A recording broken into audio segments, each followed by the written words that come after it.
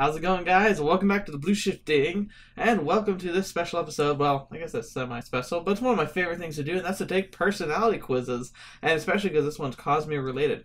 Now, quick note, because it's very important, we're going to be having fun. I'm going to take 2 quizzes here today, but afterwards, I have a bit of, channel news, and I want to share a quick story about my recent visit with Brandon Sanderson. Especially if you're fans of Letters from the Cosmere, I've got a very big announcement coming up, so you'll want to stick around for the end for that. I promise I'll keep it as brief as possible, and I won't go into big narratives or anything, but there's some pretty exciting stuff on the horizon, and I really want to make sure that you're aware of it. But let's turn right to the quizzes. So, I'm always looking for new quizzes and things that just kind of keep it fun and spark a conversation, and hopefully something that you can take either beforehand and kind of see how I answer compared to what you did, or post, if you decide that, oh, that looked like fun, and do it, or whatever. I hope that I hear lots of your comments in the bottom. Last time I did a couple quizzes. I did the Patronus quiz, and I did the first few, the Mistborn and the Words of Radiance quizzes, and you guys had a blast with them. I love keeping your, I still hear from you, actually. Some people keep finding them, and I love it. And so it's one of my favorite videos to do, but the trouble is especially Cosmere related, there aren't a whole lot of quizzes out there. I mean, the fan base is growing pretty big, but it's still so new. It's not like Harry Potter at all, where, we've had lots and lots of time, and the fan base kind of exploded for Harry Potter. I think Sanderson's is a slow but steady and consistent growth, and it's something that we're going to all be fans of for years. So it's always fun to see, and hopefully someday we'll have more and better fleshed out quizzes, especially as we learn more about Way of Kings. I imagine that we're all just kind of waiting to learn about how it all works, and once it's finished, then we'll have all the really good ones. Maybe someday we'll have a Potter more, but a Sanderson more or something. I don't know. But anyway, let's get right down to it. Oh, Hoydmore. That's what we call it, Hoydmore. Alright. So, that was a little bit of a... alright. Let's get to this first one. This is one I found called, What Brandon Sanderson Fantasy World Do You Belong In? I think that's very fitting. What one would I want to live in? Or maybe what would be more of a fit for me to live in? So that's a good place to start. So, are you an artistic person? That's a tough question in general, because artistic can mean so much. When I think artistic, the first thing I think of is drawing and painting and, creating visual works of art. And besides videos, I really am not that great at that. I wish I were. But that's a big reason why I work so hard with other artists for the Letters from the Cosmere series, because I know my talents aren't good enough in that department. I'm a good writer, though. And I can appreciate good stories and character development. I can be pretty critical about those things, so I'd say I'm artistic in that sense. Because there's only the 2 answers, I'm gonna go ahead and say yes, because I don't think that's not really doesn't really count. Because another thing is I may not be able to create art, but I do love art, and I would consider that making me artistic as well. Oh, looks like it'll be a short quiz. I think they're both kind of short, but that's okay. That'll be fun. Have you ever wanted to fly? Okay, who doesn't? I love flying in airplanes. That's fun. Flying without a seatbelt on, though, could be interesting. Because that's the thing. For me, having something buckled or having something, encasing me. I know that in an airplane crash, my likelihood of survival would actually be pretty low. But I feel better with that guard, the seatbelt, or a handrail. Heights can be... okay, I'm not so great at them, but if I knew I could fly, I'd love it. I just wouldn't want to feel like I was in control. Let's see, because absolutely I prefer to stay on the ground, or maybe just jumping really high and slowing down your fall count. I'm not sure what that's really implying. Oh, like a parachute. Oh. Yeah. I actually might go with that one. I like flying as long as I have an element of control about it. How do you feel about men who act like they have honor, but they betray you? Well, that's the Kaladin question. Death to them all. Vengeance is mine. Everyone will betray me. I won't hurt. It won't hurt anymore. It wouldn't hurt anymore. Ouch. That sounds like Vin. Pre-Kelsier Vin. I would challenge him to a duel, of course. It would hurt, no matter what. I mean, you may even expect it, but it'd still suck. I don't know if I'd want to kill them all, so I'd probably do the duel, hey, let's settle this mano a mano. Come on, let's do this right. Of course, I can't fight worth a darn, so I'd probably just outmaneuver him somehow. Choose a climate. Mountainous, maybe a few plateaus to build a house on. Does night count as a climate? Interesting. Or tropical islands. I like mountains, but they also tend to be kind of dry. I like forests. If I could have mountains with lots of good forests, like Oregon and Washington coast, I'd go for it. Night, I do like night, but I also like day a little bit. I prefer the nighttime, but it doesn't mean the day is no place. And tropical islands, I have a feeling tropical islands are great for a little while, but they probably get tedious in the long term, especially with how expensive they are. So I'll take the mountains. Choose a job. Assassin, duh. Soldier, or a teacher? Well, if I'm being me, teacher. It'd be cool if I had the skills to be an assassin, but then again, I don't know if I'd really want to go around killing people. I'm saying, and definitely not a soldier. There's nothing about a soldier life that fits me in any way. None at all. I'm very grateful for the people, the men and women who do that, so I don't. So I'll be teacher. Okay, interesting. So the rhythmist. This is definitely not Cosmere. But I guess it didn't quite qualify itself as a Cosmere. Now that I read the title a bit stronger. But the rhythmist. Imagine a world where what we currently call the United States is known as the United Isles. The U.S. is a massive... Oh, geez. Archipelago. I've never heard that word used in actual context before. I think I've seen it somewhere, like at a spelling bee. Made up of 50 isles. Imagine that certain people could use chalk to affect the world. If you had this power, you'd be a rhythmist. That would be cool. The chalk powers would be pretty awesome, though they are also kind of terrifying. These people have the ability to draw a picture of a creature on the floor and it would come to life. It would be like a 2D, it would still be 2D and couldn't attack humans, but it would be animated, and it would serve you. If this sounds amazing, you're lucky because this is the fantasy world for you. It is pretty interesting. The rhythmist is a very, confusing, I would use. It's a very bizarre take on like the way things are, and I don't remember if they ever covered exactly why everything looks the way it is. I think it's because I think there's going to be another book. I'm not entirely sure about that, but it's very fascinating. Although I definitely know if for some reason the water levels rose, it wouldn't look much like this. This is a very idyllic way of looking at things. You'd have to have something vastly change the terrain, because we would have the southern, the plains and the Great Lakes areas would just be completely underwater. Probably most of the East Coast as well. The mountains would be sticking up and being islands, probably. But we're not taking into account all the different elevation plateaus here. But no, let's not get into that too much. But yeah, no, that was pretty good. So, that was the first quiz. That was the one which Brandon Sanderson book would you live in? And I think Rhythmist is probably a fair pick for me. Also, a lot more accessible, technically, than Cosmere, since Cosmere's definitely fantasy. And this is potentially kind of a thing. Not really. But, alright, let's move on to the second quiz.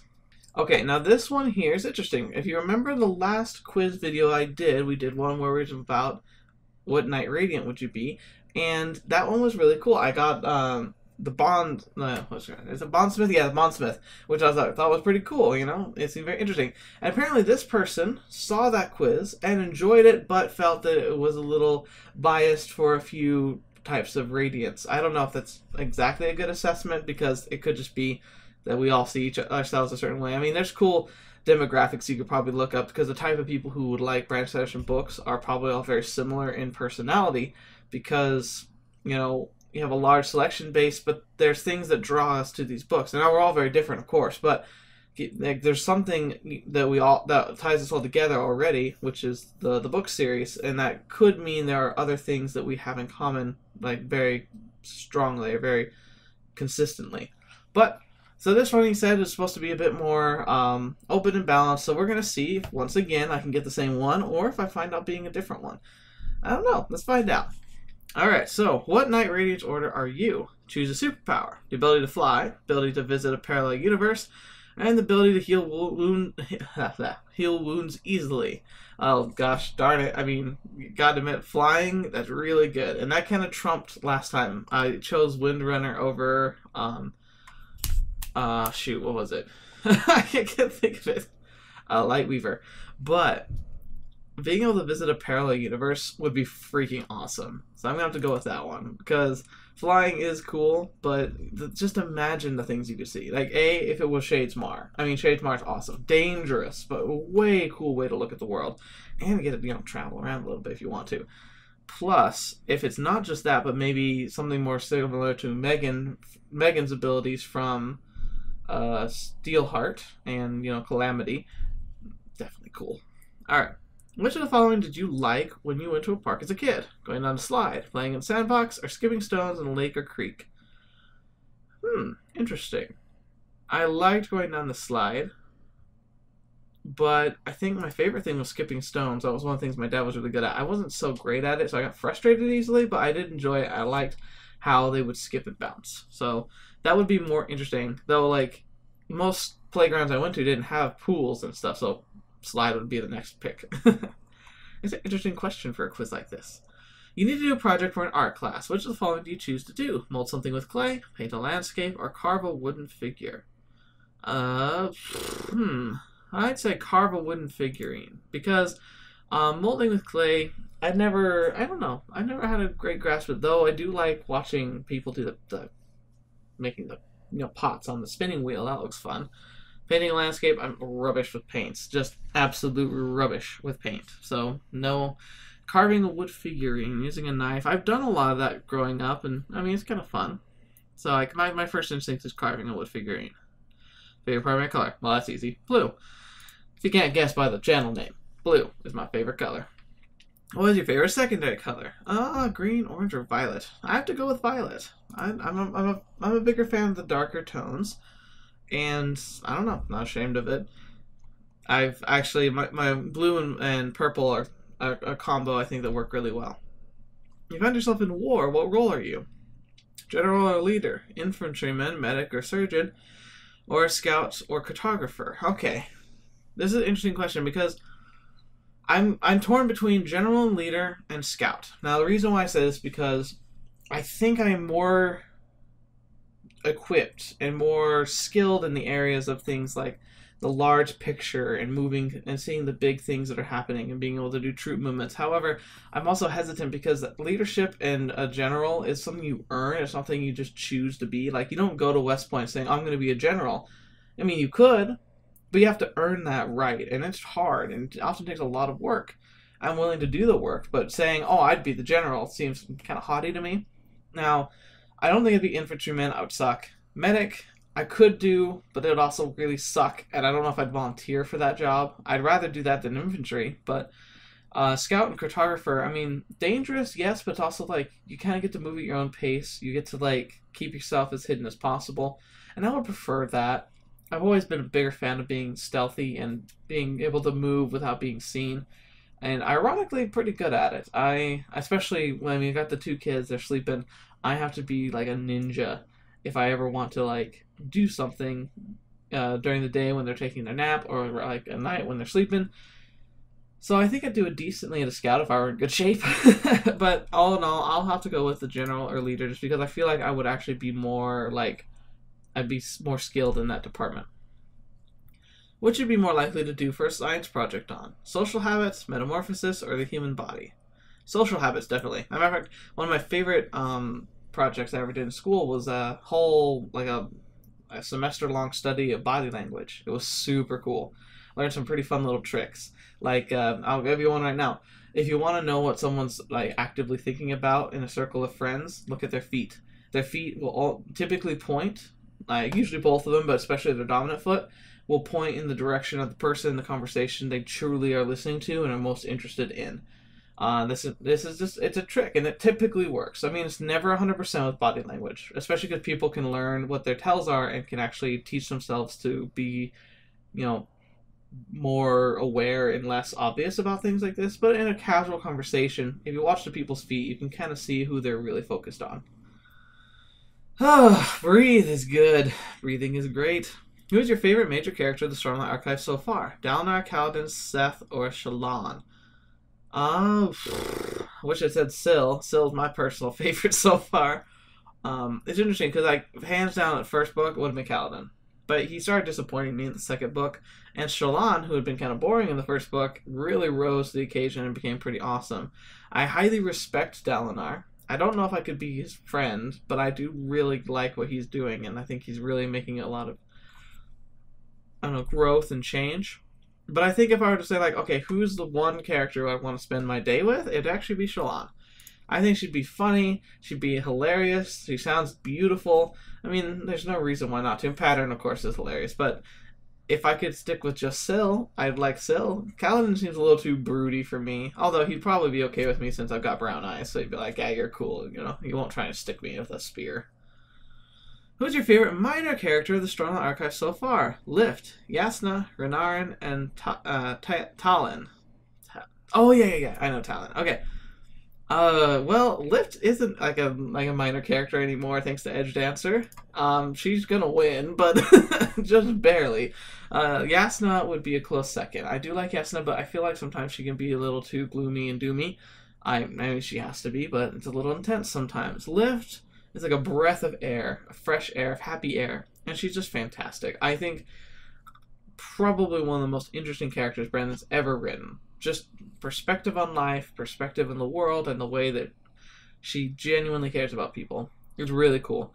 And I also really like the special secret ability that she got. You know, being able to eat food and turn it into Stormlight. That's freaking amazing. She's a SPREN. High SPREN, Honor SPREN, or Shadow SPREN. I don't know much about Shadow SPREN. Like, we kind of think we know stuff, but we're not quite sure. Honor SPREN are pretty cool. High SPREN, I don't know if I'd like them very much personally. They apparently are some of the most intelligent SPREN that have the biggest memories and such, but I don't know though. They seem, especially, I don't know. I think Honor SPREN sound like the most interesting ones, although they could probably be annoying too. But I mean, Syl is my favorite character. If they're like Syl, it'll be great. She's a herald. Chana, Ishar, Nalan, and Jezrien. Jezrien. Gosh darn it, their names. Alright. I'm going to do a quick relookup because I'm familiar with a few of them, like, off the top of my head.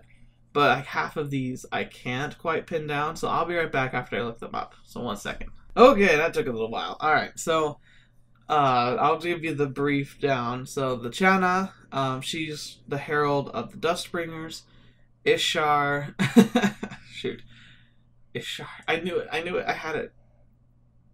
Okay, I'll do the ones. Alright, so Chana is about the Dustbringers. Jezrien is the leader of the heralds and would have been in charge of the Windrunners. Good grief!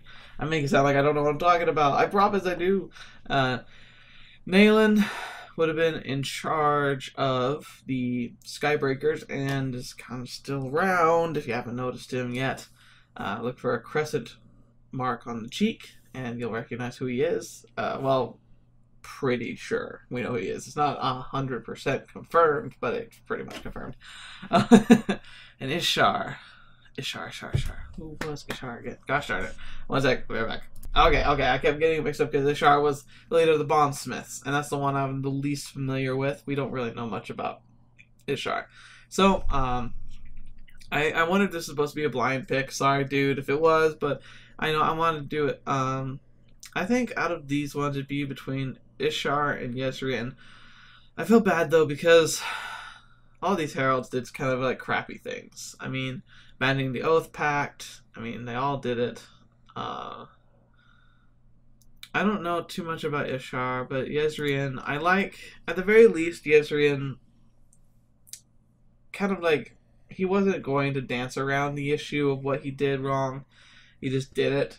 I can respect that, so I'll pick Jezrien. What's the best type of power? The power to destroy, the power to create, the power to unite and lead. Well, she's a bit biased.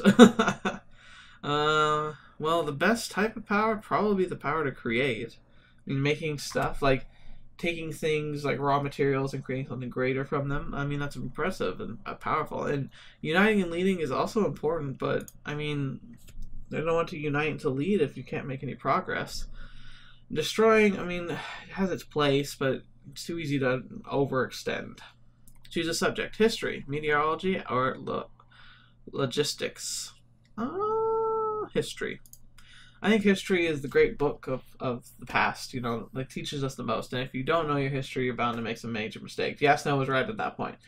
By losing history, you lose the essence of the lessons of your ancestors and are liable to repeat them. And it's not good. What's most important in war? Secrecy, resolve, or raw power? Ooh. Resolve is probably the most important, but I don't think, honestly, if you don't have secrecy, I don't think you can honestly expect to have the upper hand. Like, the biggest maneuvers and the biggest, victories often come from subterfuge. I mean, like D-Day, for example, World War II. Awful battle, but critical for victory over the Nazi regime. It was imperative that the attack had to happen when they weren't expecting it, in a place they weren't expecting, because the Germans were too heavily fortified. They had to make sure that the Germans were not ready 100%. And even then, even though they pulled that off, it was still a massacre. Can you imagine if Hitler and his forces had actually been prepared for D-Day in the right place? I mean, it would have been impossible. So I think secrecy is probably the biggest key to victory. Resolve is necessary for even having a fight, but I mean, you can have all the resolve you want, but it's not going to keep you alive. Secrecy could. All right, let's find out. I'm the Will Shaper. Oh, that's funny. That's actually one of my favorite ones. We don't know much about it, but I'm really excited about it. Will Shapers. Will Shapers were founded by the Herald Collect. They were said to be varied in personality, but generally possessed a love of adventure, novelty, or oddity. That's like me. They were I am like adventure, novelty, and oddity all wrapped up in a bundle. They were mentioned as one of the orders to have affinity with the far realm of the SPREN. Well, that's probably because they can actually go there. The first ideal is life before death, strength before weakness, journey before destination. Will Shapers have the surge's cohesion and transportation. Do you have what it takes to be a Will Shaper? I think so. It's cool because cohesion, we don't know about that one yet, but I have a theory. Especially if you've read Steelheart or any of the other books, Prof and his team of Reckoners have these gloves that they call the tensors, and they make a vibration, and you can dissolve physical objects with them. Like you can burrow through solid steel, solid objects, it just turns them to dust. And when wielded properly, they can pretty much just obliterate anything coming towards you. I think that's what cohesion is going to look like, because cohesion has to do with the atomic bonds that hold things together, and apparently cohesion can break those down. Now, there's lots of exciting stuff you can do with that, especially if it gets down to the molecular level. For instance, if you could turn water into hydrogen and oxygen gas, you could make an impressive bomb out of a bathtub. It would be really, really dangerous, because you just create that, light a match or something, throw it in, boom, you're gone. So we'll see exactly what the extent of that cohesion ability is. And then transportation, I mean, teleporting is awesome. It's horrifically dangerous in Shadesmar, but man, it'd be cool to do. I mean, especially, oh man, this is so cool. So, that's what I got. So, what did you get in the answer to these quizzes? Are you one of the Fantastic Knights orders? Are you a fantastic Radiant Knight? Did you get what you expected to get? Was it a complete shock to you? Do you agree with what this quiz kind of came up with? I like this quiz, honestly, because I couldn't tell what the answers were going to lead me to most of the time. There were a few that were like, okay, well, that's probably going to be this. But majority of the questions, I think, were well done because they were mysterious and it's probably based more on an algorithmic system. So kudos to the creator. I'll put the links for these quizzes in the description below. First things you'll just see boom, boom. Let me know what you got. I'd like to hear your results. Did you like your results? And more importantly, are you enjoying yourself so far? Have you had a chance to pick up this? And I want to tell you a bit about my story of getting this, but Arcanum Unbound, fantastic if you're a scholar of the Cosmere in any way, shape, or form. It's the first time we're really seeing some stuff being tied together. I'm not talking about just the short stories. It's great to have them all on hand, but mostly it's the amendums in between them and the maps of star systems and things from, from Chris's perspective and her studies. It's fantastic, and if you want to understand more about how the Cosmere works, it's a great place to go. But spoilers, make sure you're prepared. You have to have at least some basic background material before I would say diving into this would be a good idea. Anyway, of course, quick announcements for anybody. So if you want to, you can leave now. But just channel updates. First off, I had a fantastic time when I went and got that book. I got it done in a signing in Chicago. Got to meet with Brandon.